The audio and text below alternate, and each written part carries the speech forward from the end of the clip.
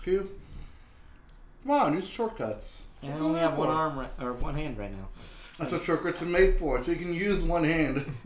Weird angle. Oh wait, we're running OBS. We need to run on this. I can run it. Run it. Run it. Run it. All right. Okay. PNP. We're good. Hello, world.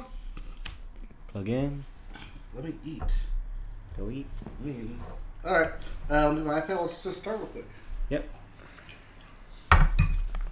Hot pizzle. Good morning, football.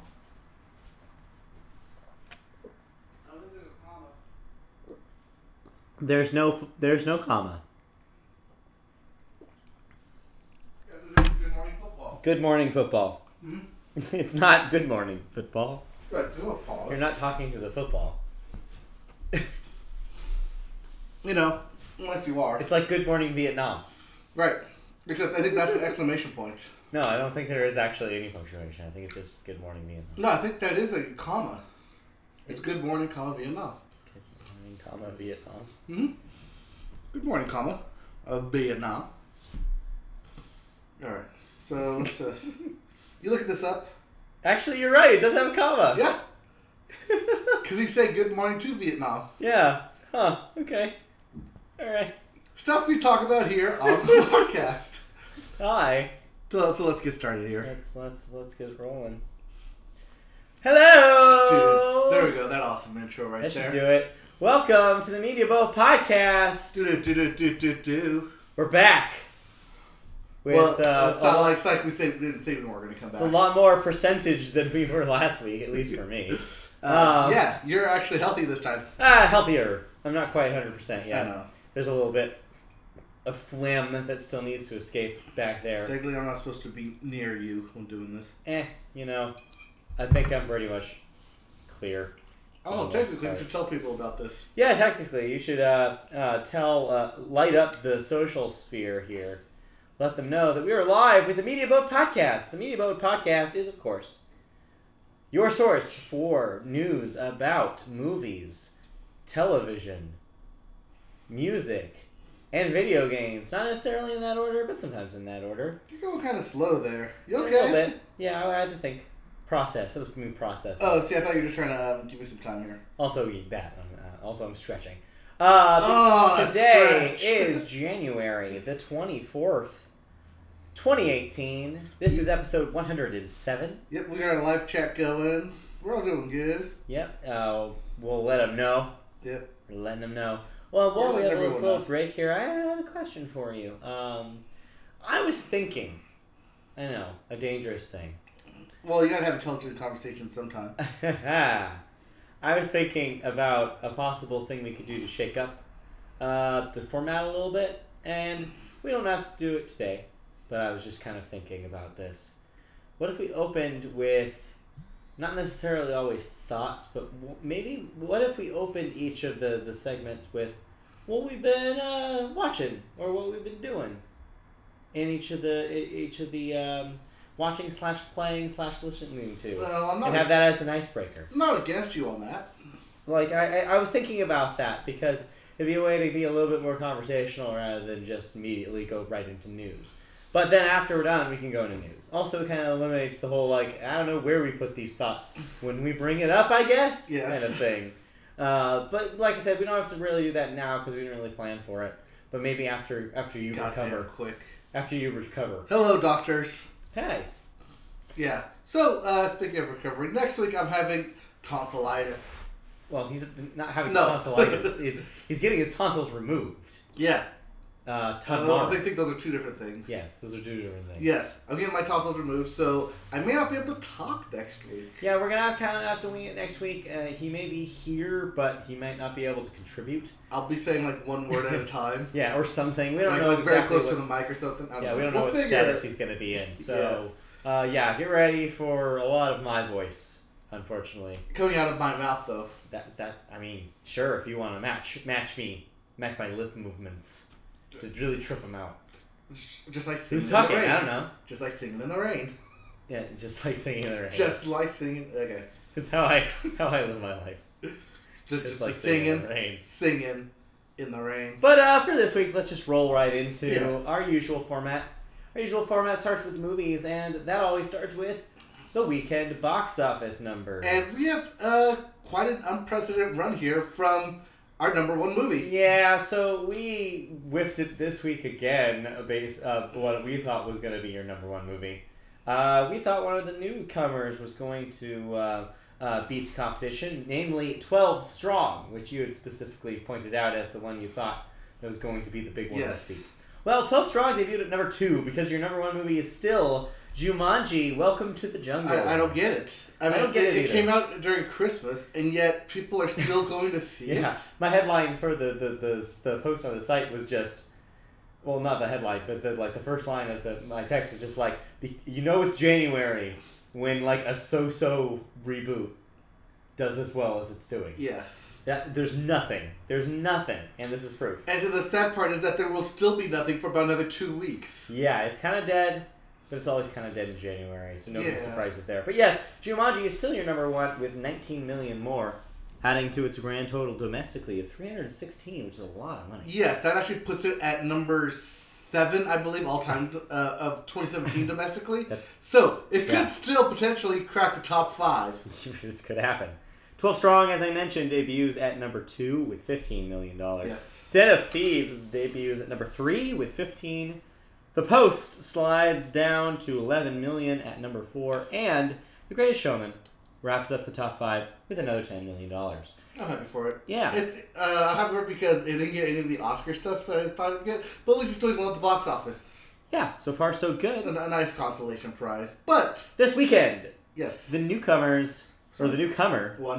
One challenger Well, enters there's the ring. one newcomer and one movie going wide Okay. that you don't have written here, but I saw an ad today. All right. Maze Runner, The Death Cure, the second in the Maze Runner series. No, Third in the Maze Runner series? I believe it is the third. Okay. I thought it was only the second. I thought only one of them was made. No, there's Before the this. Maze Runner, and then there's the Scorched Earth, Okay. and I think this is the And third this is one. The Death Cure. Yes, I think this is the third. Well, whatever number. A new Maze Runner movie comes out this weekend, so teen heartthrobs unite. But also going wide this... Yes, Unite, if you could tell me who is the lead in that role. I cannot. Shailene Woodley. I don't know. No, that's the Divergent. She's in the other one. Zendaya. No. No, she's not in those. No, she's in Spider-Man.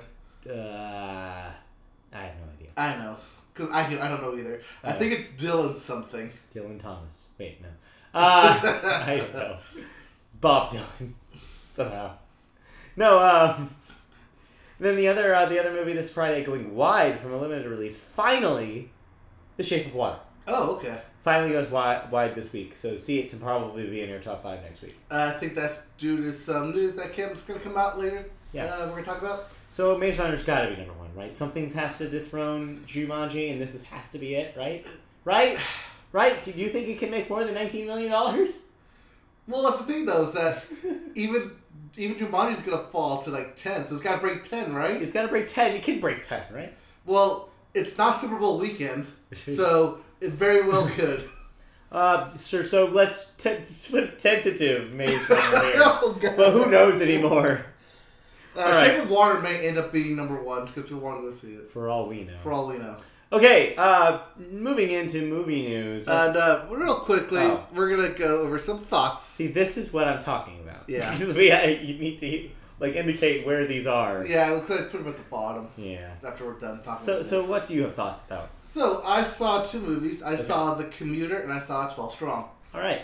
You can do that every single time you say 12 Strong. Well, yeah, every time I say 12 Strong. Okay. Because if you say 12 Strong, you're just going to keep bugging me with 12 It's 12 Strong. It's true. Wow. This is dedication right now. Yes. This is very method.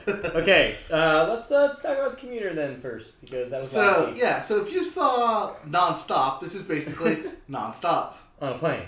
No, Nonstop was on a plane. Oh, sorry. On a train. Yes. Liam Neeson plays ex-cop turned insurance broker who just got fired. Okay. Plot point because he Sounds all needs right. the money. Are there any It's, wolves on this train? No. Okay. But they do make a really obscure reference to the Scarlet Letter. What? Sure. Okay. Why not? Yeah, so that's happened. Also, Patrick Wilson's in it in the beginning, and then he goes away, and you're like, huh. Wonder why they just wasted for that bit role. Because, they don't. There's a reason big name actors, pop in and then you don't see them until, the end.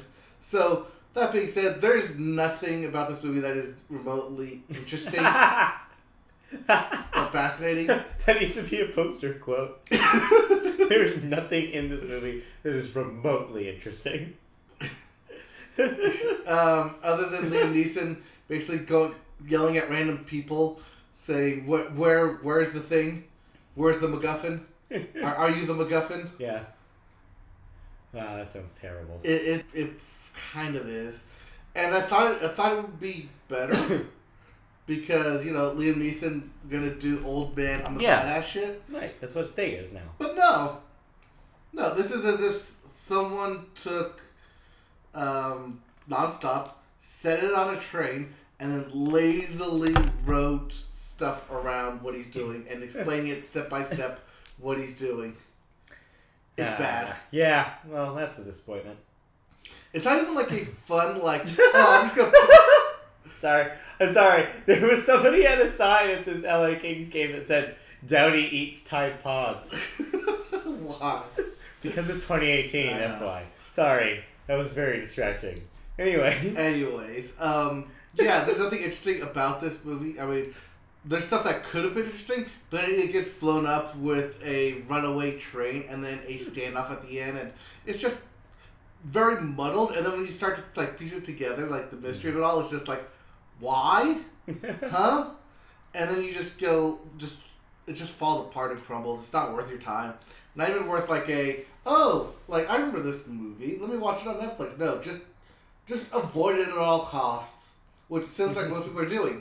As it dropped from number 30 to number 7 this week. Yep. But then 12 Strong. So yeah, what about 12 Strong? This is an interesting movie because it's from a first-time director. Yeah. Wait a minute. Sorry. Did you give our patent and media vote scale? Oh yeah, I said avoid it at all costs. Avoid it at all costs. Okay, so that's skip it. Yeah. If you didn't get that. Yes. But 12 Strong. Okay. Yeah, 12 Strong. This is a first-time director. He's only directed one other thing. It also comes from Jeremy Bruckheimer, who does who I love as a producer because he does really well done story-driven pieces. But story-driven blockbusters. Let's not. Yeah. Let's not go. Let's not sugarcoat it. Yeah. It's story-driven blockbusters, which work. Way. Which works, and this. This being the first story, the first declassified story about about the war in Iraq, and the first team to go in there against, the terrorists, because it starts off with the whole 9/11 montage before he gets into, all right, we're armies, we're gonna go in there.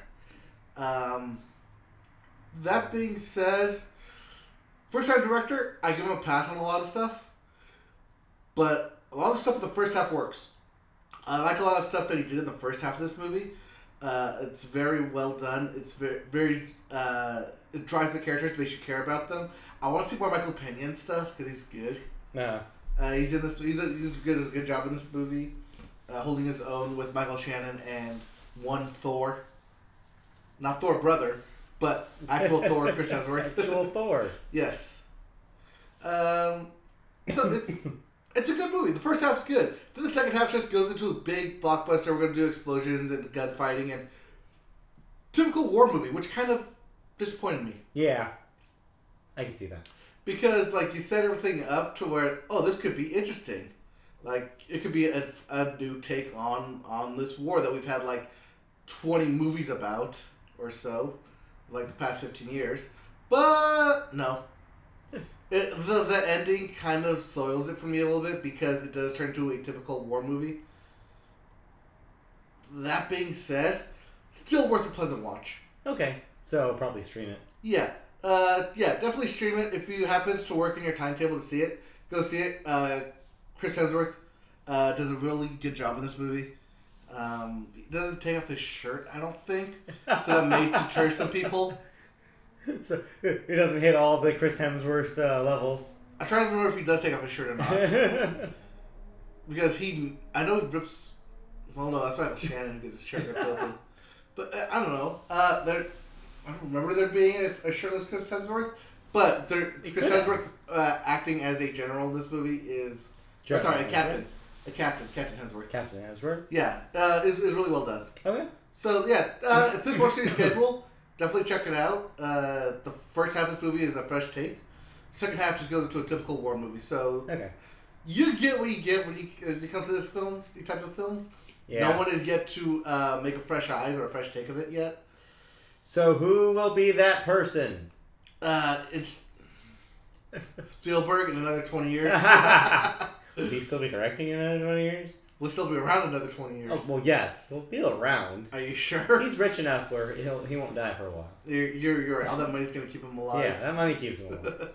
All right. To fully crash the Well, let's move on. So this works in your schedule. See it. Otherwise, stream it. Okay, cool. It's something that you won't be disappointed you saw, but at the same time, it's nice. It's a nice film. Okay. Especially from a first-time director. I'd like to see what he does next. Okay, cool. So I would like to move into news, but I'm going to have to insert something because for some insane reason, you don't have anywhere on here the biggest news of the week that has to do with film. The first thing. Oh, okay. It's like really small. It's one line. I was expecting there to be more. Oh, no, it's one line because we're going to go in depth with it. This is going to be the big chunk of the story, and then it is, of course, the SAG Awards. Yeah, sure, yes. We should mention that they happened. Oh, yeah, so SAG Awards happened, but the real reason we mentioned that is because 2 days later, the Oscar nominations came out. So, yes, we have Academy Award nominations. We'll get into them in just a moment. But, yeah, real quick, let's talk about briefly what took some SAGs, because that will influence our conversation a bit. And yet it won't. And yet it may not. But that's what makes these nominations interesting. Is kind of the story till now, and what the story that the Oscars tell is two kind of different stories. Oh, yeah. So first let's get right into this. SAG Awards. 3 billboards. One was a big winner to come out of the awards. They won for Best Ensemble, Best Actress, and Best Supporting Actor. So basically, Frances McDormand has that on lock. Yeah. Sam Rockwell has it on lock, and Gary Oldman has that actor on lock. Yeah. So those are your big 3, basically, for sure, gonna win. But then I put an asterisk on it. I'm gonna put a big asterisk next to it. Yeah. Because of what happened with the Oscar nominations. So let's get into this. So far, the story of award season has been 3 billboards. I really think. Yes. 3 billboards has been the big shocker surprise. It took the drama prize at the Golden Globes. It has swept all the most of the acting nominations. It's been up for, as you mentioned. It didn't even get a screenplay at the Golden Globes. I believe so. McDonough win that? Yes. And so it was kind of, it's been the juggernaut, and it got the SAG award just now, which is notorious for the ensemble award. Usually ends up influencing at least the actor portion of the Academy's voting sector. And so so far the story has been that, and I think to a lesser extent Shape of Water. Shape of Water taking the Critics' Choice for Best Picture. It just won the producers and as Guillermo well. del Toro taking both director at the Golden Globes and at the Critics' Choice. Right. Guillermo del Toro also won at the DGA, and he also won at the Producers Guild. So what we were going into these Academy Awards expecting was kind of those being the givens. Right. And it looks like the actual nominations, and this is a good thing, are a little bit, offer a little bit more variety than I think we expected.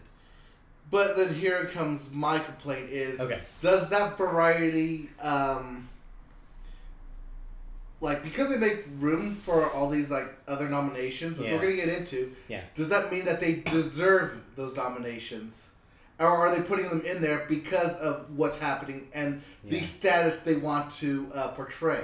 I mean, that's the thing, though, is that the Academy... I would usually agree with you here if it was any other awards. But because it's the Academy Awards, They get to decide what matters. Right. This is the definitive list of the things that that the Academy cares about. Yes. And so this becomes the conversation, regardless of intent. And so I don't think it matters. I know where you're getting at, and starting from now, Get Out is nominated for Best Picture. Yes. No matter what you say about it. It is a nominee for Best Picture. Well, it can put that on the cover of the Blu-ray now. You want to know what else can put itself on the cover of the Blu-ray? Yes. Boss Baby, up for Academy Award. Yeah, it can. Yeah. Although, so let's get rolling right into the top here. I want to talk about Best Picture. Okay. Because So let's go Best Picture. Well, I thought you just knew these. Oh no, I just pulled it up. No. That's why I put the little note there, so I don't have to write it all out. Just pull it up. So yeah, so the interesting story here, as you're mentioning, is that it's kind of the expected. It's your Shape of Water, your Three Billboards, your The Post, and the Phantom Thread. You know, the highfalutin ones are there. Three Billboards, yep. They're all represented. Then you have the weird ones, which are Get Out, Lady Bird, and Dunkirk. Dunkirk, and Call Me By Your Name. Call Me By Your Name, and the other war one, Darkest Hour. Darkest Hour. Which got it because of Gary Oldman's performance. I think. So, what I was doing kind of in my head here is I was eliminating. I was doing process elimination here. Oh, yeah, as you need to with this. The ones that can't win in this category are definitely Darkest Frickin' Hour, Dunkirk. Yes. And I think probably... The Post. No. You can eliminate The Post. I don't know if we can eliminate The Post. You can eliminate The Post because the only other big nomination it got was Meryl Streep, who won't win. Unless, Meryl Streep. But even then, she won't win because for some reason, I have an inkling they're going to skew it from Frances McDormand and instead give it to Saoirse Ronan. Well, we're getting ahead of ourselves. I have a feeling they're going to skew it that way. Well, we're getting ahead of ourselves. Yes. But so I think that you could probably also eliminate Lady Bird from this list because I don't think you can. I don't think it has a chance when you compare it to the big guns here. But because it's the Oscars, because they even put it up here, I mean, yes, it definitely deserves to be up here. What I'm saying basically is, if I was to try to figure out what my money would be on in this category, it is between Three Billboards, Shape of Water, and Dark Horse, Get Out. That's the race. Yeah. That's the race because it's the two superpowers against each other. Three Billboards has the support of the acting. Shape of Water is going to have the support of the more traditional Oscar voters. Right, and the producers. But then Get Out's going to have Out's all the wild card. All the indie stuff. It won all the independent awards. And it's the younger crowd. Yes. And the younger voters in the Academy are going to Not only that, I hate to put this, but Jordan Peele, first time writer, director. Yeah. It's possible. Jordan Peele has a lot going for him for this film. Yeah, that's why I think there's a strong chance it's your dark horse pick here. But yes, should it win? I don't think so. I think Three Billboards is way better. So, but I keep saying but because there's so many facets to look at this. I think this is one of the toughest years in a long time. There's no clear winner here. No. I think this is a really strong category. But, of course, the joke, and I saw this joke on Twitter after actually I had thought about it, and I was like, wait a minute, there's only 9. Oh, yeah. Don't you hate when they do that? Why not fill 10 possible categories. Oh, yeah, you can always have 10. Here's my solution. My entry for 10, Coco. Well, we say that, but that's they've done Pixar before. Yes. Well, why not now? They could have. That should have been Coco's spot. That was Coco's spot. Anyways. Right, but I don't think the Academy would want it because it's just a throw in there. Because there's no reason to put it in there. I think it earned it. I think the reason is for the prestige of saying it was nominated for Best Picture. Yeah. Like if Toy Story 3 can say that, Coco should be able to. I think that they're pretty close. Oh yeah. I know that's controversial, but I think that the quality level there is pretty similar between those two movies. But we're getting off of it. Right. But anyways, so, I mean, we're not going to do our predictions yet. We're probably going to wait for those. But, that's kind of what my thought process for Best Picture is. It's a weird, tough category this year. And as much as I wish that Get Out and Lady Bird had, if you were to do a 10th, it would probably be I, Tonya. It's got the two actresses. You're probably right, but I almost think that it's almost too much of a comedy.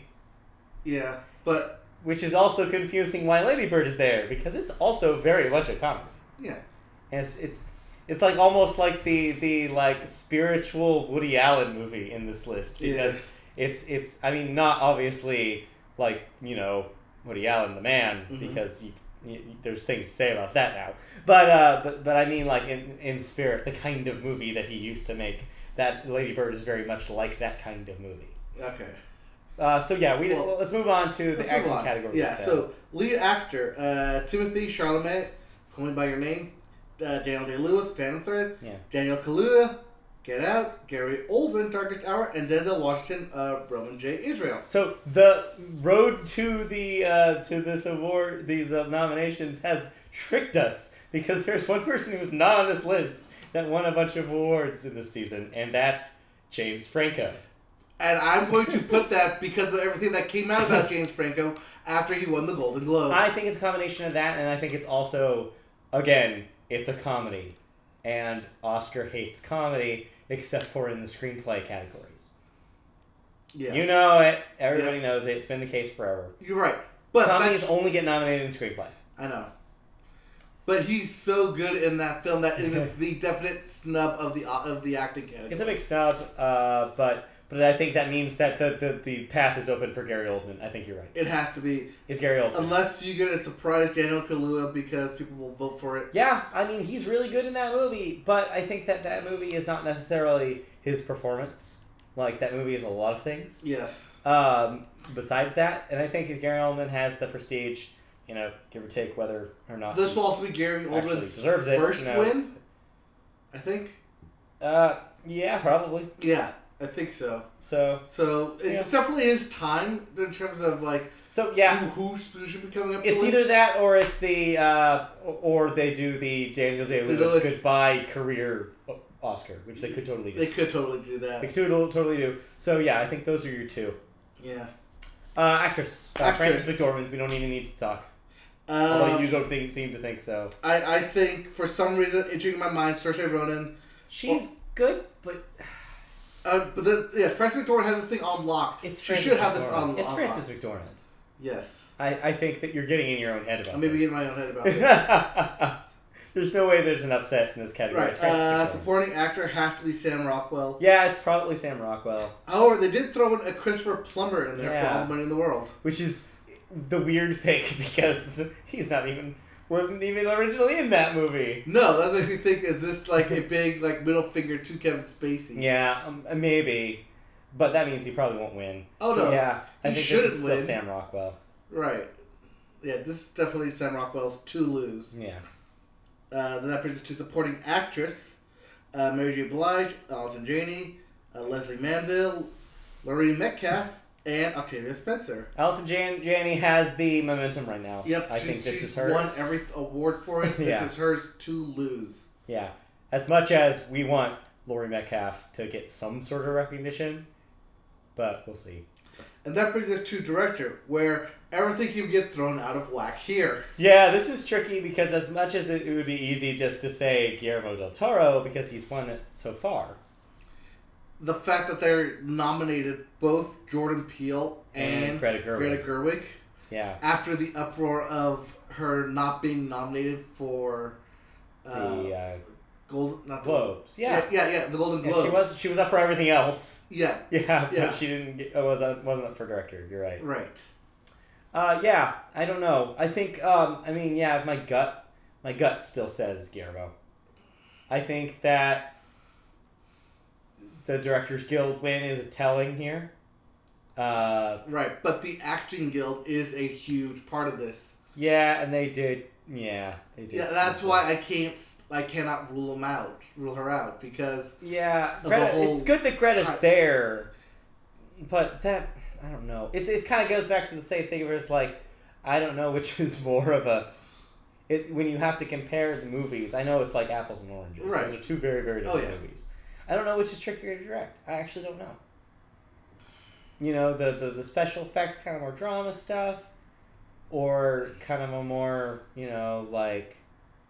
I personally always like to think that the hometown story-driven, personal-driven stories are harder to direct because you have to get that emotion out of an actor while maintaining everything else around it in the frame. Now, I haven't seen Shape of Water, but it seems like the vibe I get is that he actually he manages to make that relationship realistic in its own way too. Right. So I don't know.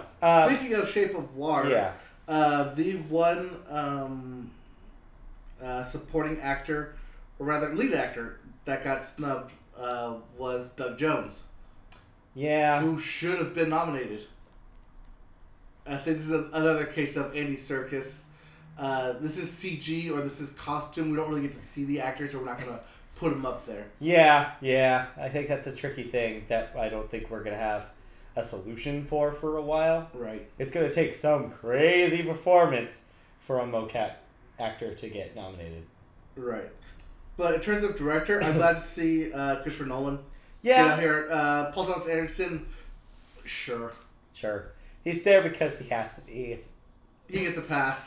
Here's the thing. But yeah, I'm still probably going Del Toro here.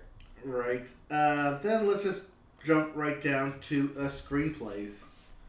This is tricky. Yes. So adapted screenplay, Call Me By Your Name, The Disaster Artist, Logan, Molly's Game, and Mudbound. So notice how only one of these is up for Best Picture as well. That's Call Me By Your Name. Such a weird category this year. This is. Because you have, out of nowhere, Logan. I'd also say out of nowhere, Mudbound, the Netflix movie. Yeah, I mean, it was. I think its script was up for the Golden Globe as well. To be fair, but so yeah, I mean, if we were doing process elimination again here, you can probably eliminate Mudbound. You can probably eliminate Logan. Yes. So the race is probably Disaster Artist, Molly's Game, and Call Me By Your Name. Call Me By Your Name. I almost want to give the edge here to Call Me By Your Name because if it's going to win something, it's going to be that. I feel like that too, but I also feel like if Disaster Artist is going to win anything, it's going to be here. Yeah, unfortunately. That's kind of the sad part, though, is because it's so outdone by everything else, I think, like, for what the Oscars usually celebrate. Mm-hmm. And so, as funny as that thing is, from what I understand, I haven't seen it. Yes. Oh, but as funny as it is, it's still a heartfelt story about your dreams and chasing your dreams, and that's why I love it. So yeah, actually, I don't even think Molly's Game plays here. I think you're right. You think Aaron Sorkin doesn't play? I don't think he does at this point in his career. Yeah. I think you're right. I think this is Disaster Artist or one award it will win, or Call Me By Your Name. Right. Because this is nominated where they can shine. Right. And I might, again, I think I would have to give the edge to Call Me By Your Name here. Mm-hmm. But yeah, original screenplay, though, is a bloodbath. Ugh. Can't choose. This is where you kill your darlings. Yeah, I can't choose. I'm not ready to make my prediction in this category. No. Yet. So original screenplay goes to The Big Sick. Yeah. Get Out, Lady Bird, The Shape of Water, and 3 Billboards. It's just so killer. Because you have not one, but 2 scripts I would call comedy scripts on here. The Big Sick and Lady Bird. You have straight up drama script, The Shape of Water. Mm-hmm. You have a horror script with Get Out.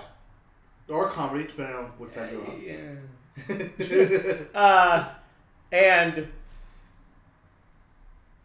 what was the last one? 3 Billboards. And then you have the 3 Billboards, which is its own thing. Right. I have no clue. This could go anyway. There's a possibility that Get Out could have an edge here because it's something that the Academy hasn't seen before, and they classically do give original screenplay to things that are really experimental and new, a.k.a. Diablo Cody's script for Juno. Yep. You know, like there's room in this category for something as new as Get Out. But there's also room in this category traditionally for something witty and like coming of age like Lady Bird. There's also though this there's so many different ways there's different ways you can play this thing. The Coen stuff that the Three Billboards is doing is also something that traditionally wins this. I don't know. There's different ways every one of these scripts can win, except for maybe The Big Sick. Yeah, The Big Sick is, I feel like, in any other year, I think it would rate high here. But having now seen the bulk of The Big Sick, I finally did watch most of it. I didn't see the end of it. Okay. Because I had to leave when it was on. But I saw most of it. I thought it was good, but to be honest, I don't think that the script is as good as Lady Bird's. No. I think that there are parts of that script that are great. I just think moment to moment, I think Lady Bird is a better written script. And I think Get Out is a better written script. So I might have to write it off just because of the competition is too fierce. So I might have to write that off, and I think Shape of Water I'm of two minds. is the odd one out in this category. Well, yeah, I'm of two minds here. Okay, so Get Out, if it's gonna win anything, is gonna be either in writing or directing, but not in both. You're right. You're probably right, and I don't think it has a strong enough case for directing. That's the thing, though. I think it may. I don't know. This year is so tough. But yeah, this is why I still need to think about this. This could be a case of them giving Jordan Peele the writing here, and then Greta Gerwig the directing. I don't think so. I think they split. I think one of them goes one way or the other. I think they split one way or the other. Look, I love Lady Bird, but I don't think it wins either of these categories. I love it, but this year is just so tough. I think this category is probably Three Billboards or Get Out. Can we just live in a world where Three Billboards wins everything and everyone goes happy? No, because no one would be happy. I'd be happy with that. Yes, you would. But yeah, so no, I think, if I'm being honest with myself, I think that this is Get Out or Three Billboards. But I don't know. We'll see. Moving on. Yep. Moving on, I think we're going to go straight into just actual movie news. I think we're done talking this thing. I mean, let's mention real quick some of the cool things. As you mentioned, animated Boss Baby and Coco are probably your front runners there. No, it's going to be Coco or St. Vincent because everything that was painted. St. Vincent, you mean Loving Vincent. Loving Vincent. Yes. Also, I want to mention that the editing, sound editing, and sound mixing, Baby Driver nominated for all three. Yes. Good job on that. And we'll probably take all three. Blade Runner 2049. Cinematography. Which will probably win. It definitely should win because that thing was beautiful to watch. Let's talk about this what we just said because I really, really sincerely think that those movies will take all of those. I really think that Baby Driver will three-peat there. I think Baby Driver it will win both sound because that is that movie, and I think it has a surefire chance for editing because that movie is edited to perfection. What, film editing? Yeah. Really think. Film editing, sound editing, and sound mixing? I really think it can take all three. And I think you're right. I think Blade Runner, even being in that category is crazy, but I think also it'll win. I think so too. I hope it wins. But it's interesting to note, just a quick note about the cinematography category. This is the first year where a female cinematographer has been nominated. I believe you're right on that. I read that somewhere. Yeah, I read that. For Mudbound, Rachel Morrison. First time that has ever happened, so congratulations. Yep. Others in that is Darkest Hour, Dunkirk, and Shape of Water, which I think Shape of Water is probably your favorite there. But Blade Runner 2049 should definitely win because that thing is 80% visuals and it is stunning. I think it takes it. I think it really does. Really, the visual effects category is probably Apes because Weta. Yeah. Or Blade Runner. Original song is probably frickin' Greatest Showman. Yeah, again. This Is Me, the Greatest Showman. Even though Remember Me is getting slaughtered this season when it should win. But that's because Remember Me is used 3 different times, 3 different ways in that film. That's why it should win! But they can only submit one song. They submit the song. I know. Not the way it is used. I really sincerely think that the only reason why it won't win is because it's up against a musical. Yes. Because there's a freaking musical. And when there's a musical, the musical will win. Yeah, but also with original songs, Common is once again nominated in Marshall for Stand Up for Something. Mary J. Blige will get up and sing for Mudbound, Mighty River. And Sufjan Stevens will sing Mystery of Love by Calling My Name. Just remember, all original songs will be sung during the Oscars. Right, as tradition. So, as a tradition, which means we will see Remember Me played. That'd be cool. And it'll be interesting to see if they end up doing all 3 versions. In a way, yeah, I guess they could, technically. Yes. We'll see. Okay. But yeah, expect the big showstopper to come from This Is Me. Okay, so that'll probably wrap up our Oscar talk, so... Yep. I'll take this. Okay, yeah. Well, let's go back over to actual movie news. Yeah. We'll try to speed this through the rest of this, because that was long. Oh, yeah. We'll over a half hour on that. Okay, movie news. Well, let's start with an adaptation that will not be up for any Oscars ever. You could mark my words. Did you ever play Duke Nukem? Funny enough, no, I've never played Duke Nukem, but I know what Duke Nukem is. It is the game that was stuck in developmental hell for over 14 years. That's one of the Duke Nukem games. It actually predates that. Yes. We're thinking of Duke Nukem Forever, which did finally come out. But yeah, Duke Nukem goes back to side-scrolling games for the PC. There was Duke Nukem 3D, which was the big kind of 3D. Yes, there were PC over, one. I think, 19 games in total. Yeah, it's a lot. For Duke Nukem as a series. But guess what? Duke Nukem, the video game, is now going to be Duke Nukem the movie with the help of Michael Bay and John Cena. The project is set up at Paramount in Platinum Dunes. No writer or director attached yet. As we talked about video games, I think this going is back to 1991 series. Yep, I think this is a great pick, especially for John Cena. I'm of 2 minds about this. If you do a Duke Nukem movie in whenever this comes out, 2020, let's say, you can't do it straight. It has to be a parody. It has to be a satire. It has to be over the top. It has to be ridiculous, and everybody has to think that the Duke Nukem character is the worst. That's the only way this works. I think that works because John Cena has done a lot of comedies, and he can show his comedy chops, but he's also hugely overly muscled on the top side.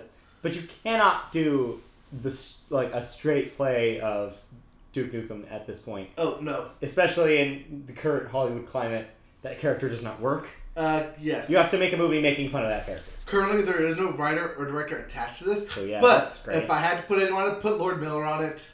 Yeah, yes, you're right. Because frickin', they didn't write this, but frickin' a good analog for this would be the Lego Batman movie. Actually. Yes. They didn't write it, but you know what I mean. That approach where it was a Batman movie kind of making fun of Batman. Right. That's the way this should be done.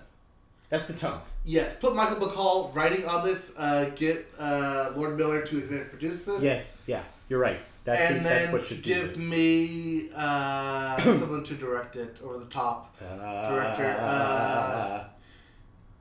Just for fun, Jon Favreau. Sure. He would never touch this thing, but just for fun. This adds to... because I don't want to see Michael Bay touch it. I just want to see him in-name only under Platinum Dunes, but have nothing to do with it actually. Please. So John Cena also can be seen soon in Blockers, and was recently cast in Bumblebee, the Transformers spinoff with Haley Steinfeld. Actually, yes, whoever directs that movie, whoever directs that Bumblebee movie should direct this thing. There we go. Yeah, I don't think it's going to be Michael Bay. So, let's go with that. Moving on, next thing is something that Michael Bay will not be invited to, which is the Hollywood Reporter Annual Directors Roundtable. Yeah! They've uploaded the Hollywood Reporter, of course, has this annually. This year, it features Angelina Jolie, Guillermo del Toro, Who the hell? Is that a name? That's not what you have down here. Yeah, Greta Gerwig. That's supposed to say Greta Gerwig. Yes. And what you actually have written is Green Kinderwig. I don't know how that happened. Dennis Villeneuve. Villeneuve. Oh, thank you. Patty Jenkins and Edgar Wright. These are annually entertaining, you say, and fascinating. 1 hour looks into the mind of the director. Yeah, these are always interesting. Yes. Because they kind of directors talk to other directors. Yes, I love it when directors talk to other directors about not only their projects, but how they approach their projects and like getting to the minds of it. It's really well done stuff. If you just put it on the background and listen to it, they really go in depth about not only each other's projects, but like who else like they would want to like work with and what they look for in scripts and what makes good scripts and what makes their movies tick. Yeah. It's definitely fascinating, and I love it every year when they bring this out. It's cool stuff. Do you know when that's gonna be on? No, it's out right now. Oh, it's already out. Yeah, it's already out right now. They did put up a preview about 2 weeks ago, but they recently put up the whole thing earlier this week. All right, moving on. Here's a movie that will not come up in that conversation. There's going to be a reboot of Crocodile Dundee. Reboot/sequel. Oh, God. So it will star Danny McBride and Chris Hemsworth, because of course it will. It just sounds awesome already. Shot in secret, apparently, already. And only recently released, got a trailer. Yes. So, no one knew this thing was coming out, or that this thing even existed. It will be titled Dundee, the Son of a Legend Returns. Wait, what? Yes. The Son of a Legend Returns. Yes. When was the son there for the first time in order to return? No, that's the joke. That's the joke. The official synopsis will be the younger Dundee undertaking a rescue mission to track down Mick. That would be played by Hogan. You know, the original Crocodile Dundee. Who's missing somewhere in the bush. The film is being directed by newcomer Steve Rogers, not that Steve Rogers, with an estimated budget of $30 million, that's cheap, right, and is due for release this June. Yes, so this is... cheap summer movie. Yes, this is your cheap summer movie, your cheap laugh movie, but this is also take Fish Out of Water, where Danny McBride, born and raised in, let's say, New York, or Los Angeles, because that's where that one was taking place. Sure. And then he has to go to the outback to find his roots and find the original Crocodile Dundee. All right, this sounds terrible. Let's move on. Oh, it sounds hilarious. Ugh, no, it does not. With Chris Hemsworth? You know, my mom went into labor while watching a Crocodile Dundee movie. Was it just that bad? She'll run out and change the channel? Well, no, it was just 1987. Oh. Anyways. Moving on to television news. Alright, moving on to sports. First, we start with sports because we now know what your Super Bowl is. Yes, you will see Justin Timberlake at the halftime show. I mean, we already knew that, but now we know what football teams are playing in it. Yes. Some crazy games happened this past weekend. That's right. You get to see Blake Bortles on the sideline. Not play because the Jaguars lost. Oh, why? A killer game to the Patriots. That's just why. I'm so disappointed on that. It was frustrating. Great first half. The game had a great first half. They stopped scoring. That's what the problem was. That was the problem. Yeah, Jaguars stopped scoring. And they let Brady run all over them. Yep, Tom Brady decided he wanted to be Tom Brady and the GOAT again. Second half, come out and basically made all their adjustments and wrecked the Jaguars. Somehow more entertaining than the second game, which we thought going in was going to be a defensive struggle. We thought it was going to be tight. We thought the Vikings had a chance. In fact, no, we didn't even think they had a chance. We thought they were going to take it easily. Yes, and we predicted both losers, and because we predicted them both winning. We were wrong because the Eagles showed up offensively throughout that game and dominated Minnesota throughout. And not just dominated, just overall manhandled. I think is a better word for it. So they manhandled him. So yes, we're looking at another Patriots Super Bowl, but the Eagles have a chance. Yes. Which is the cool part. So we could very, very well another bird team versus the Patriots team Super Bowl. By the way, that's 2 years in a row. 3. 3 years in a row, bird teams. Sorry, no. We had skipped there, but yes, 3 out of the past 4 years have been Patriots against a bird team. We had Seattle Seahawks, Yep. Atlanta Falcons, and Yep. now the Philadelphia Eagles. All the birds. Now it just needs the Cardinals just need to be in the Super Bowl next year. Wait, is that possible? Are they in the same? I don't know if they're in the same division. No, they're NFC. Okay, so yeah, that could happen. It's possible. It's not gonna happen, but it could happen. Unless the Cardinals pull out a miracle season next year, which could happen. You never know. All right, yeah, who knows? But yes, so your Super Bowl will be Super Bowl 42 will be Patriots and Eagles. Yes, the game will not be this Sunday. No. This Sunday is the Pro Bowl. It will be the following Sunday, February 4th. So get ready. Meanwhile, what also is super is Dragon Ball Super. Hey! Dragon Ball Super will end in March. Oh, this is sad, but maybe not. The dub will continue until the end of the current Japanese run. So That will end in March. They've officially announced it will end in March. Even though it is the end, it may not be going away. They're stopping so the animators can work on a new movie with the Dragon Ball characters that will arrive later this year. After that, they will take a look to where to move the series from there if they choose to. This happens a lot with any big media franchise, not only Dragon Ball. They need to take a break and figure out what's next. So Dragon Ball Super basically came out of nowhere. Came from Akira Toriyama in 2013 making the Battle of Gods movie, and that basically spun a whole resurgence of Dragon Ball fandom. Right. To allow them to create Dragon Ball Super in its current run. It is currently in a multi-universe tournament. Yeah. If that makes any sense. For the world of that show, yes. So they're a multi-universe tournament, and that will end in March. The Japanese run. The dub is still like 60 episodes behind, so they have enough episodes to run till the end of this year. That is the dub. The English dub. I'll make that. So the reason they're stopping is so that they can create a new movie, which Akira Toriyama said would be the birth of the Super Saiyans, or the birth of the Saiyan culture. From there, only then once that film is done and they bring all the animators back from vacation, will they determine where they want to go next? Will they do either a time skip, continue this current run, or do they just start a whole new Dragon Ball in general? So there's different ways that they can go with this, or they could just completely stop it altogether. If anyone tells you that Dragon Ball Super is canceled, that is wrong. This thing is not canceled.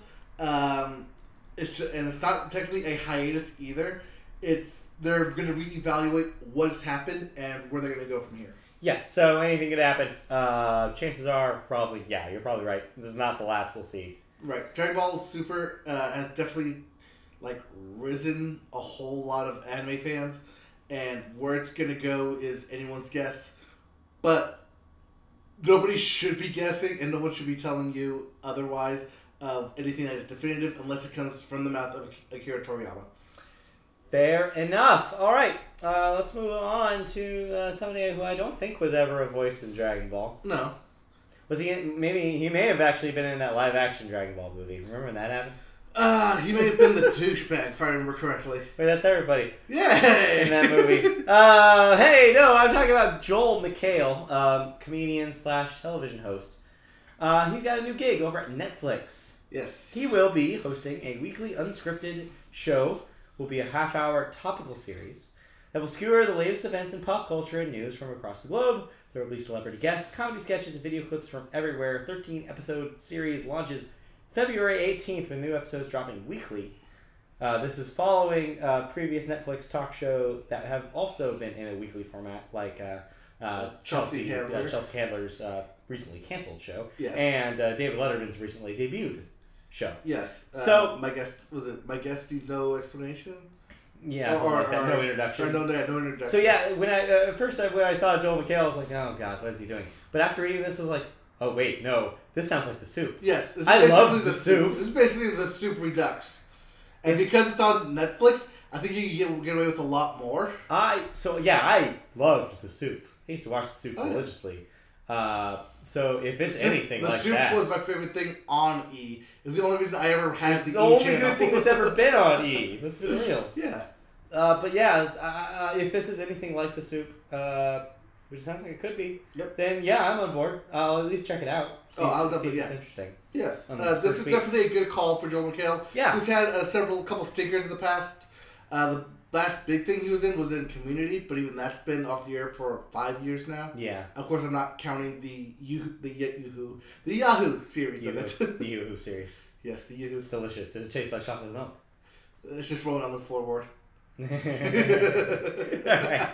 Moving on from Netflix to the other streaming player, Amazon. Yes, this isn't necessarily an Amazon-related story. It's just that your prices are going to go up. Sorry, guys. Streaming viewers who pay by the month for Amazon Prime benefits get a bit of a kick if they pay up to $12.99 from $10.99 previously. But the full year of Prime membership will still be $99, and the yearly rate for students also stays at $49. Prime Video memberships remain at $8.99 a month, separate.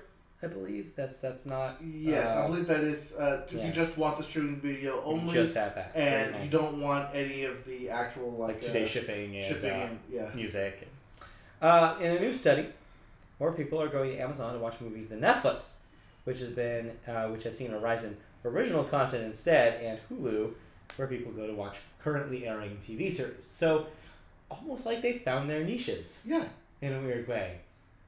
And I get it. I get why. Because, I mean, the Netflix and Hulu stuff, that's self-explanatory, but I think the Amazon stuff is interesting because you get not only the movies that are available on streaming on Amazon, but it's also kind of an on-demand warehouse for stuff that's paid, too. Right. Because you can pay to rent a lot of the stuff on Amazon that is current or, like the past couple of years. Whereas with Netflix, they've kind of dropped off a whole lot in terms of, like, actual movies they offer and turned to like more of an original channel.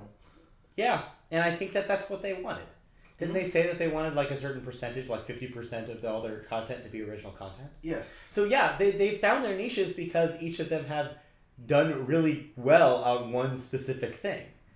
And then Hulu just happens to be good at the thing that they've always done because it's the thing that they were doing first. Right.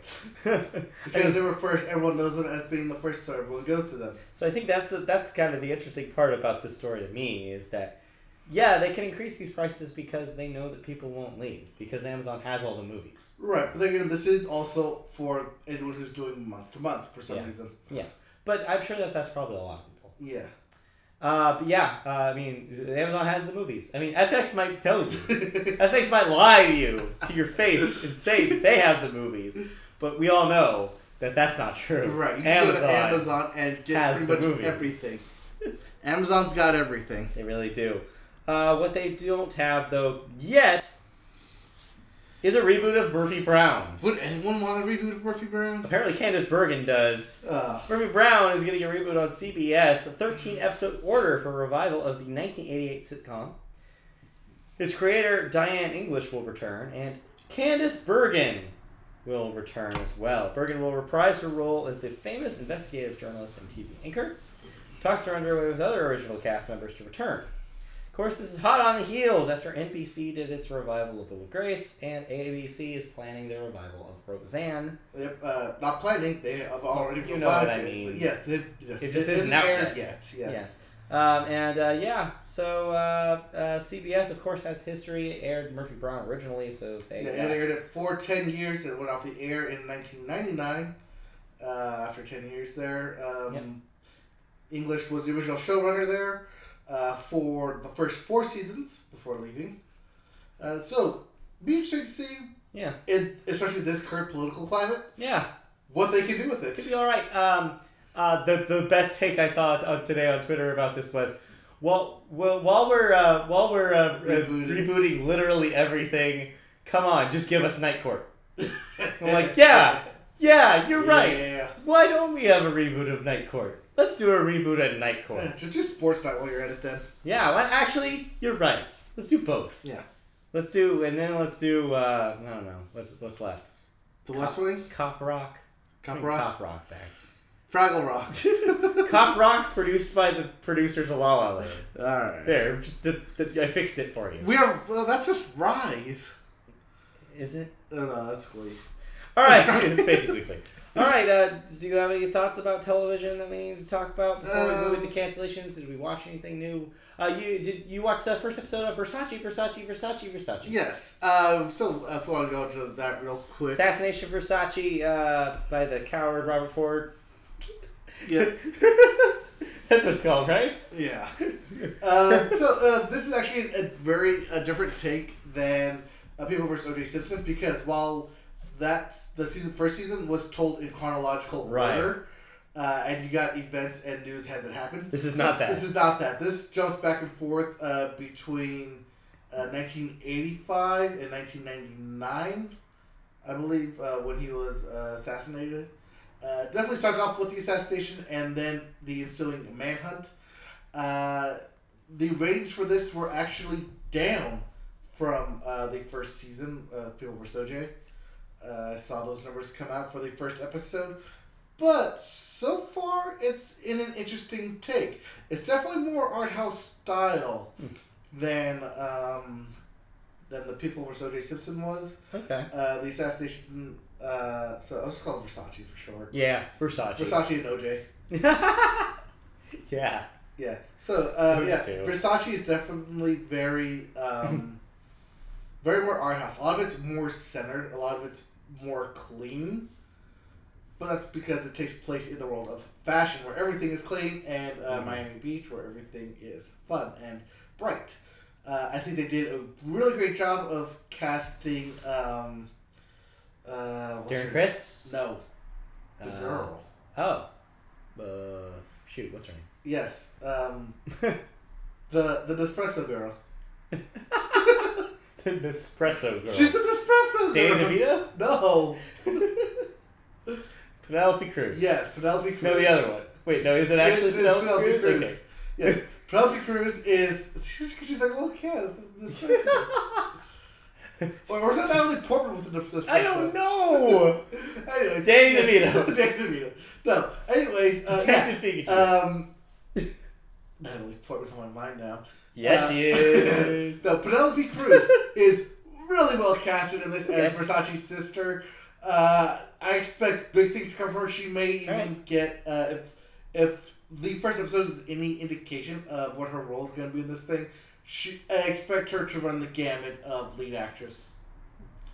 Just like Marcia Clark did. Well, we'll certainly see. Anything else you watched this week? New? No, there was not a lot of TV. No, This Is Us is back. The Good Doctor is back. TV's pretty much back to normal now. TV's happening, so we'll have more TV thoughts, I'm sure, coming out.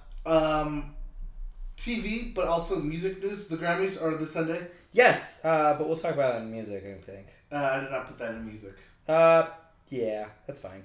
Yeah, I almost did a prediction, started writing a prediction post until I realized it's impossible to know what awards they actually televise and which ones they do not. Yeah. And I didn't realize that. And so it's pretty much impossible for us to do one. Right. Because I don't want us to do an entire list of them and only have 6 of them in the telecast.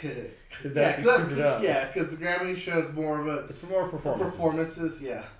So no, I'm not going to do that. So don't, if you're looking forward to our predictions, there won't happen because we're not predicting that many awards. I'm sorry. It's 50 awards. Basically, if it's not Lord, we don't care. Yeah, just think that our money is on Melodrama taking it, and that's all there is to say about that. So let's move away from television because I don't think we have anything else. Jessica Chastain's episode on SNL was good. Yes, I thought that was a really good episode. I Will Ferrell's on this week. Oh yeah, well, with Chris Stapleton. Yeah, so we'll see. Yeah. It's always weird when Will Ferrell comes back. Always. So let's move into cancellations and renewals. Loud. All right. Can we just cancel Will Ferrell right now? We're not canceling Will Ferrell, but we are canceling I Love Dick on Amazon. Yeah, you do. I Love Dick was a show on Amazon. What's more for my ringtone? I Love Dick. Perfect. I made sure there was space before and after so that way you could just see, have a clean file of that. The series on Amazon has been canceled after 1 season. That was based on a book, also named I Love Dick, in case you didn't know. Amazon has also canceled 2 other shows. Jean-Claude Van Johnson, After one season. That was the Jean-Claude Van Damme, I'm hiding from people, trying to lay low so people don't figure out I'm a celebrity show. Yes. And One Mississippi, which I have no idea what that is, but it's also canceled. Yep. I think that was a doctor show. Sure. If I remember correctly. That sounds right. Freeform was granted a second season to the new show Grown-ish. It's already done pretty well. That premiered 2 weeks ago or so. It premiered the same night as Alone Together. Right.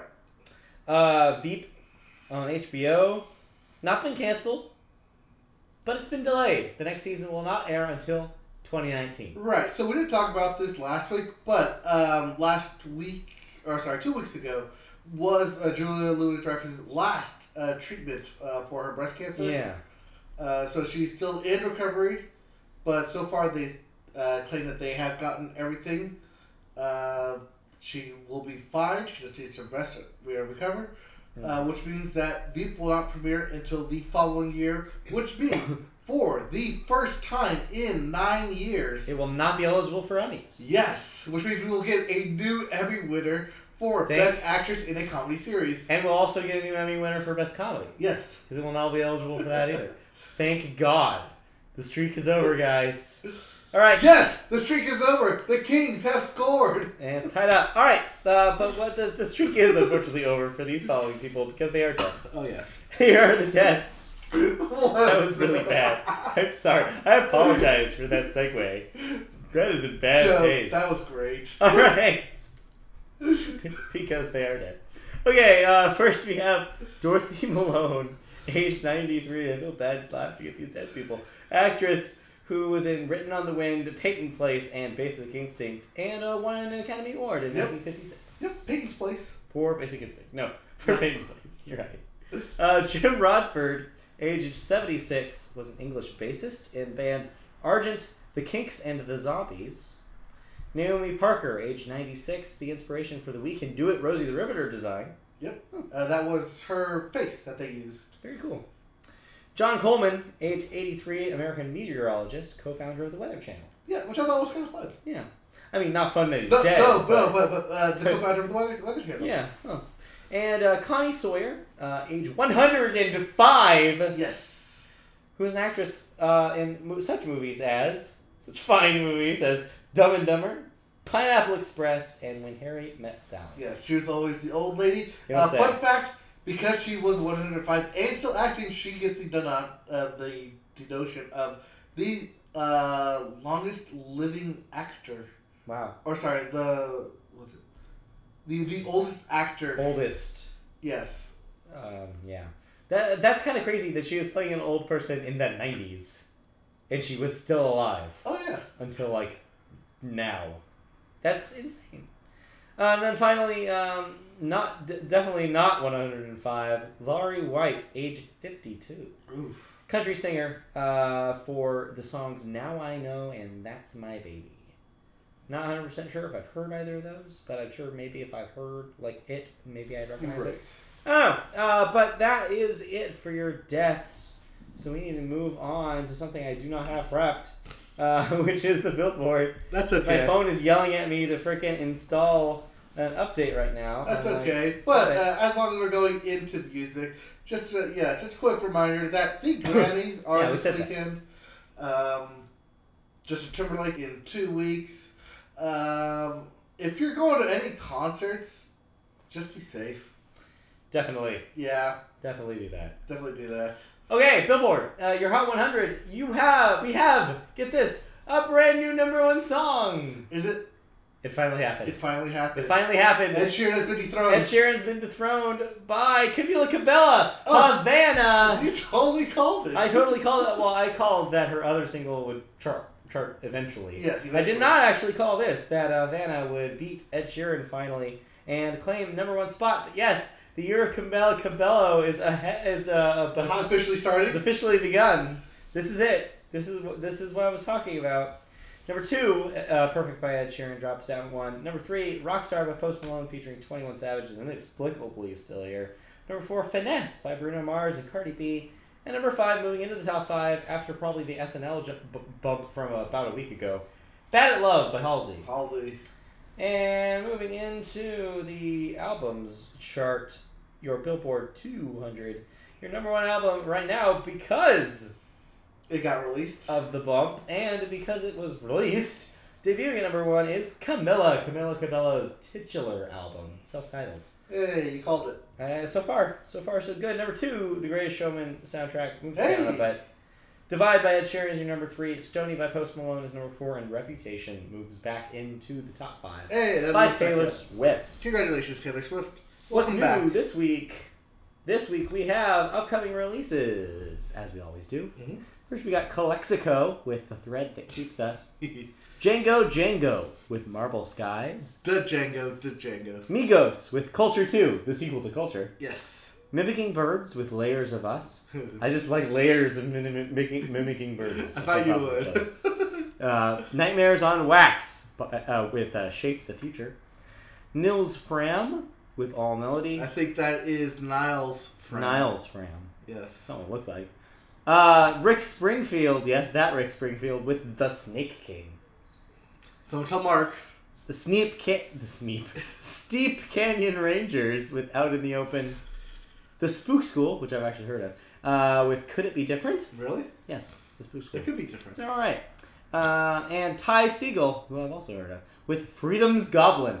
Of course, Ty Segall releases 15 billion albums every year, so that's not surprising. Okay. All right, moving into music news. All right. So let's start with the post. First, we got kind of a sad one. Yes. Neil Diamond, the iconic singer-songwriter, has announced that he will be leaving the big stage and he will be retiring from touring because... what were you going to say? This is unfortunate. It is unfortunate. He's been diagnosed with Parkinson's disease, which is not great Yes, for a this touring is musician. the Michael J. Fox disease. Sure, yes. The third leg of his 50th anniversary tour was supposed to be set to launch in March. It has been canceled, though. This was on doctor's orders, by the way. This was not a choice that he took Oh, no. gently. He had to do this. It was required. So fans will be refunded for the tickets. He plans to remain active in writing and recording and other projects. He just won't be touring anymore. It takes a lot out of you touring, and this makes sense. Yeah. But, hey, I mean... He toured that long. 50 years? Yeah. That's it. But, yeah, Parkinson's is definitely a deadly disease. It's bad, man. It's terrible. Affects the brain and everything, your emotions, motor skills. So, Yeah. we should see what he writes coming out of this, actually. If we're going to get a silver lining out of it. Yeah.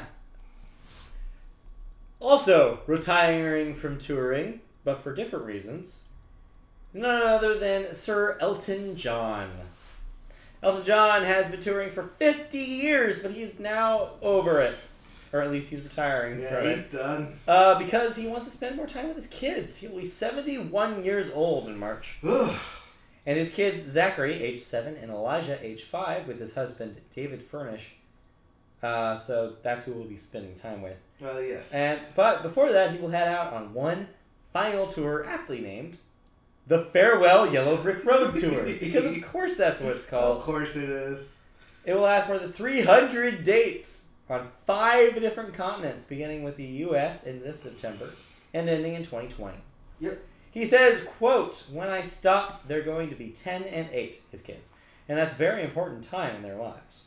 Yeah, apparently he made the decision after he went to do a school interview, and he realized that this is an important time in his kid's life, and he wants to be there as a father rather than being on tour and seeing them twice a month or something. I mean, it's smart, but he also says that it's also a physical thing. He will, of course, continue making music, recording, and musicals, another love of his. But he can't physically do all the traveling like he used to, as he says, when he was 16 in the back of a van. Yeah. There's a neat little thing there. Yeah, he's not a bright sprite anymore. Believe it or not, Elton John was once 16. I know that's hard to believe. He's been, old my entire life. Yeah, he's been old. Yeah. Yeah, he's been old since I've been alive. I never associated him as being a young guy. So, yeah. Ugh. That was a long time ago. Yeah. Also old. Pearl Jam. Yes. They're not young anymore either. They're a lot younger than No, Elton but John, I'd though. rather not have a picture of Pearl Jam. Pearl Jam, the iconic Seattle-based band, of course, will play 2 shows at Safeco Field in August, pledging $1 million to Seattle area homeless initiatives. Good for them. The show marks the first time in 5 years that they have played in their hometown of Seattle. The band has issued a challenge, also, to everyone, including the 100,000 fans expected to pour in from all over the world, a goal of raising a minimum $10 million toward homelessness initiatives. It's hard to say. Yes. Across the city and in King County this year. Yep. So they not only want to pony up money, they want you to pony up money and Right, help out the cause. But they're also doing it by putting up $1 million from the band itself. Yeah. This is also in conjunction with the mayor of Seattle, who is Cool. a part of the big fundraiser as well. There will be 2 dates for this event in Seattle. Yeah. So if you're a big Pearl Jam fan, or if you want to help the homeless, now's your chance to do both. This is great. Like, I don't love a lot of Pearl Jam's music, but I've always respected them a whole lot. They really stand with their principles. They always have. Yeah. Like, they were the ones back in the day, like, being like, we're not going to do, like, any, like, music videos for MTV, like, over the top ones. We're just going to do, like, concert ones. Right, just because you're on TV. It's like, they've always been, pretty, they've always been like, no, we're not going to, like, let advertisers use our music in their ads. Like, they've always really stood by their word. And they've always been good about, like, this stuff, like giving back to the community. So this is really cool. Yeah, and just a reminder that last year at this time, they were inducted to the Rock and Roll Hall of Fame. So they have that. Also, you would see a Rock Hall of Fame. Not bad.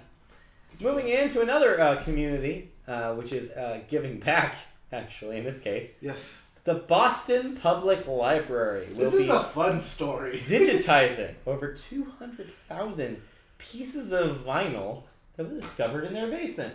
Yeah. They did some spring cleaning and they found some stuff.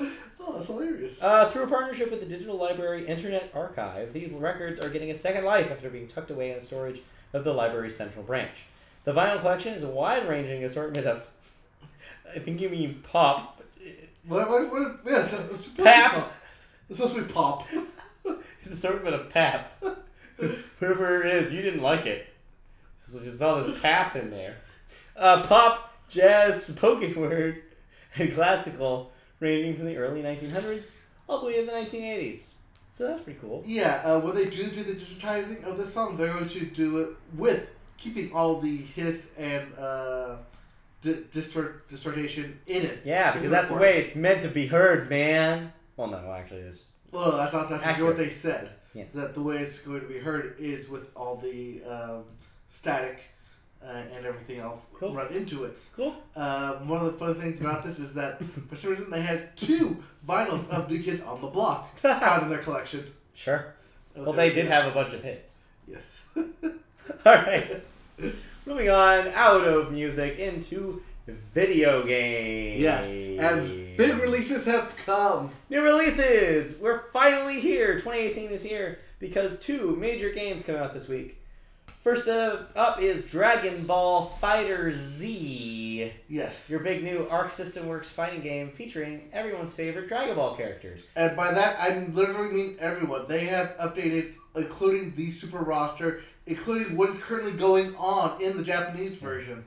I did not add this to our Gamefly queue because it's a fighting game. Oh, you don't need to add this to our... And I'm terrible at these things. So am I. I didn't bother. I'm sure people will love it who are into this kind of thing. Currently, it has an 88 on Metacritic. So, there's actually some talks about them using this game in fighting tournaments. Yeah. Which would be a first for any Dragon Ball game. But just the fact that it's even being discussed tells you how good this game is. Yeah. So that's pretty cool. That will be on PlayStation 4 and Xbox One. Right. Also this week, what we plan on playing a bit of Monster Hunter Worlds, which is also on PS4 and Xbox One, which is a brand new Monster Hunter game kind of made for a modern audience. Right. It's supposed to kind of lessen the amount of weirdness and jank that the series is kind of known for. Less Japanese, more action. Yeah, streamline some things, introduce some more like refined elements, but still retaining that Monster Hunter charm. So that's coming out this week. You also have indie game Celeste coming out on Xbox One and Switch. You have Zero Gunners 2 coming out on Switch. Super One More Jump, which is a good name for a game, on Switch. And Dissidia Final Fantasy NT on your PlayStation and Xbox One, which I believe is kind of a remaster of the Dissidia fighting game. Yes, not only that, but they also included a lot of new characters from the recent Final Fantasy 15 as well. Okay. And UFC 3 for PlayStation 4 and Xbox One. Yep, get your UFC game on. I think they had it last year as well. But, new edition. Cool. Because EA. Yep. All right, Microsoft made a big announcement, which making got me interesting. Yeah, making a play here. Doing a thing that we almost kind of pseudo-predicted last season. When we talked about their Game Pass service. Oh, sorry, we're moving into news now. I should have mentioned that. Yes, this is news. The Game Pass will now be upgraded to offer new Xbox exclusive games. Not just old ones, new ones. And not just new, same day release. For the same one low monthly price. You can soon play Xbox exclusive games like the soon-to-be released Sea of Thieves, State of Decay 2, and Crackdown 3 with your Game Pass on the same day that it's released. The pass is only $10 a month, plus access to over 100 Xbox One and Xbox 360 games. So, here's my thoughts about this. I'm of two minds of this. Yeah, me too. I think we're on the same. That might as well be the Media Boat Podcast trademark. We're of two minds about these things. This is good. I think this is an important move to the future. I think operating this kind of new games as like in a subscription model is very cool and is one of the things I was kind of hoping Microsoft would do with the service. The downside is that it's Microsoft doing this and not, I don't know, Sony. Yeah. Because the exclusives here are not as lucrative and are fewer and far between. That's where I'm of it. They're not enough of these games that I'm looking forward to on Xbox, and they're not to the quality that some of the other exclusives on the other platforms are. Right, because they're coming out Microsoft exclusive games on this service, there's not a whole lot that I'm really looking forward to in terms of exclusives. Like Sea of Thieves seems cool. Yes. I'm willing to at least give it a chance and see what that thing is. Same with Crackdown, and they did say a new Gears would also be coming out for this. That could be all right, but my thing with Crackdown 3 is like I love the first Crackdown, but all they've shown of Crackdown 3 just looks like Crackdown 2, and I didn't really care for Crackdown 2, so we'll see. I'm at a wait and see with Crackdown 3 right now. now. That's actually their hope with this, is that more people will play the new games. Yeah. We'll get more people to either go out and buy the new games. I mean, this is kind of compelling, especially for like what we do here on the Media Boat Podcast. I think it would be very realistic if we, for us to sign up for this kind of thing down the line, if they do like make it enough of these new releases to warrant that.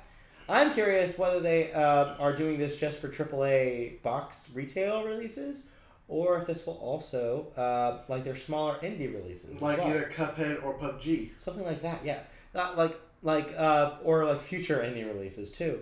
Like if they do that, where like everything is available on Game Pass, then maybe that's compelling.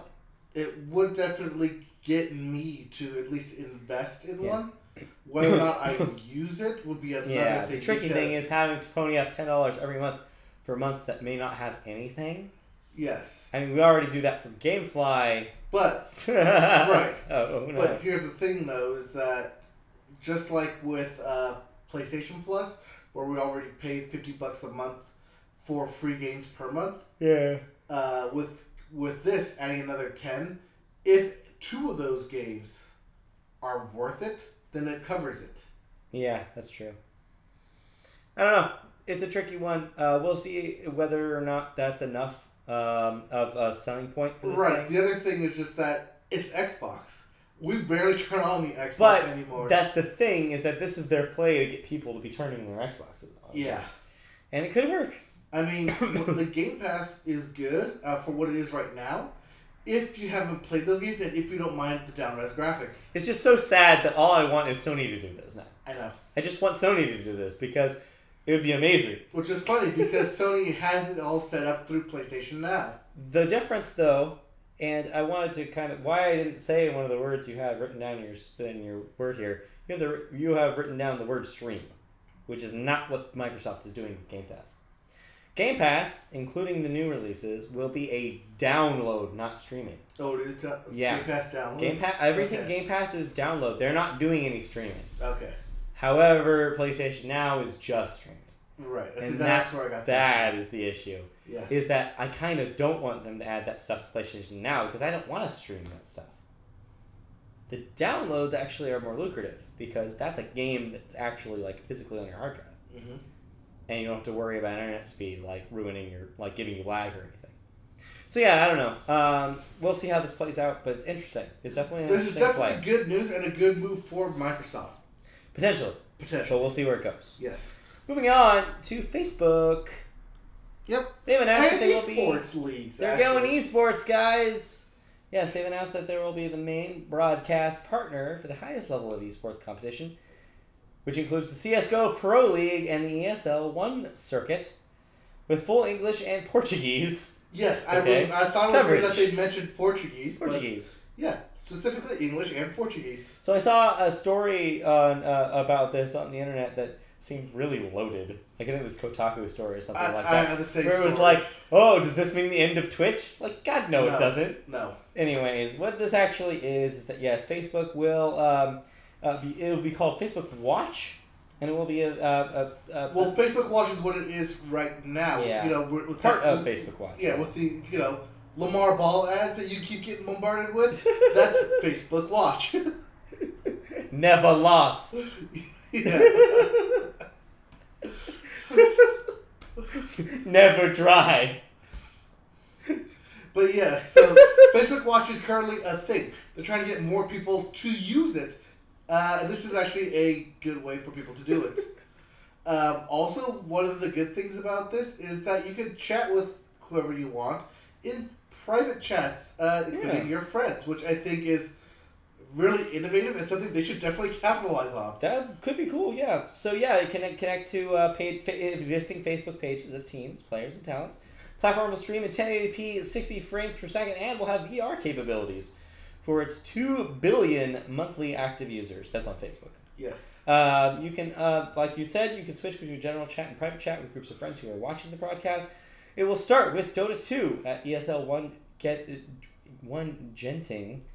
I don't know what that is. That's the official name of the tournament. 2018 from January 23rd to 28th, which is happening right now. Yes, it happened yesterday. And CSGO Pro League Season 7, which will be on February 13th. Yes. So non-stop content coming your way. Yep. So if you like esports, Facebook, they got your number over there. Yep. Apparently, Mark Zuckerberg sees something in esports that most people don't.